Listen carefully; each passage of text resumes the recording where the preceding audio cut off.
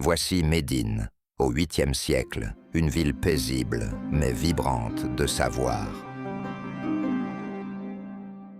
Dans cette maison simple, transformée en centre d'enseignement, l'imam Ja'far al-Sadiq enseigne à ses élèves venus des 4 coins du monde islamique. Ici, on apprend la jurisprudence, la philosophie, la théologie, mais aussi la chimie, la médecine et l'astronomie. Ce lieu, devenu célèbre, est considéré par beaucoup comme la première véritable université de l'islam, où la science et la spiritualité s'unissaient.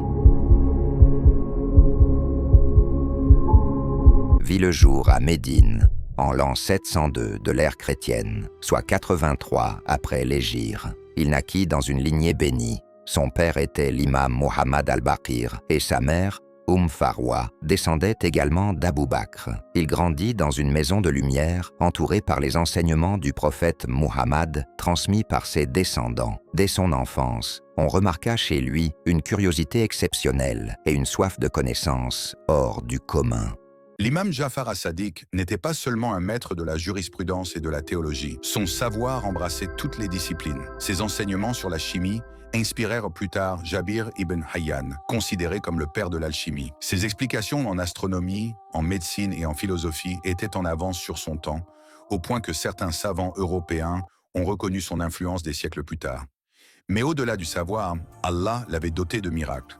On raconte que parfois, avant même qu'un disciple ne pose sa question, comme s'il lisait dans les cœurs. D'autres témoignent qu'il guérissait des malades par ses invocations. Sa lumière spirituelle attirait les âmes, et sa parole touchait les cœurs les plus endurcis. On rapporte de nombreux récits authentiques sur les dons spirituels de l'imam Ja'far al-Sadiq. Un jour, un homme vint le défier par des questions complexes en théologie et en sciences naturelles. Avant même qu'il n'ouvre la bouche, l'imam répondit à toutes ces interrogations, dévoilant ce qu'il avait dans le cœur. L'homme, bouleversé, se convertit à l'amour de la famille du prophète. On raconte aussi qu'un disciple souffrant d'une maladie incurable fut guéri par une simple invocation de l'imam. Les médecins de l'époque restèrent sans explication. Lorsqu'il s'asseyait pour enseigner, certains témoins rapportaient qu'une lumière resplendissante illuminait son visage, signe de sa proximité avec Allah. Une autre fois, on lui demanda une preuve de sa science inspirée. Il prit une poignée de sable et, par sa baraka, la transforma en or entre les mains de son interlocuteur, rappelant ainsi que la vraie richesse réside dans la foi et non dans les biens matériels. Ces karamates n'étaient pas des démonstrations de pouvoir, mais des signes de sa sincérité et de sa mission, rapprocher les hommes de la vérité. À la fin de sa vie, l'imam Ja'far al-Sadiq vécut sous la surveillance constante des califes abbassides, inquiets de son influence spirituelle et intellectuelle. Malgré les menaces, il continua à enseigner et à guider ses disciples avec patience et courage.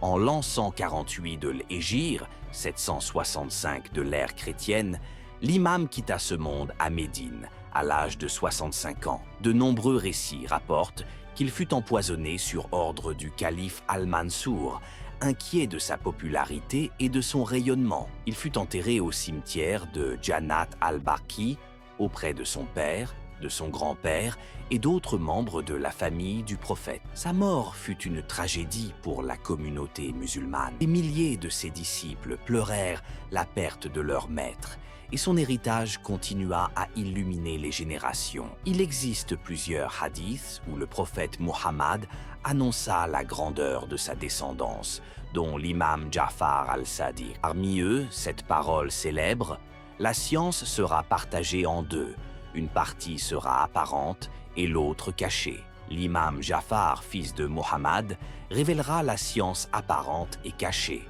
Un autre hadith rapporté affirme: « Les savants de ma communauté sont comme les prophètes des enfants d'Israël. » Et beaucoup d'érudits appliquèrent cette parole à l'imam Ja'far al-Sadiq en raison de l'immensité de son savoir.